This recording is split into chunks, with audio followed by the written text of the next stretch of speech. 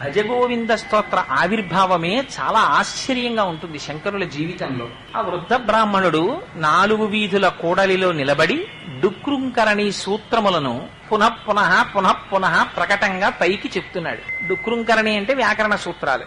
14 మంది శిష్యులతో వెళ్ళిపోతున్నటువంటి శంకరులు ఆ బ్రాహ్మణుణ్ణి చూశారు. ఒక బ్రాహ్మణుణ్ణి, అందున వృద్ధుడైనటువంటి బ్రాహ్మణుణ్ణి చూస్తే శంకరాచార్యుల వారికి ఆగ్రహం రావలసినటువంటి అవసరం లేదు. కానీ చాలా అసహ్యం కలిగింది శంకరులకి.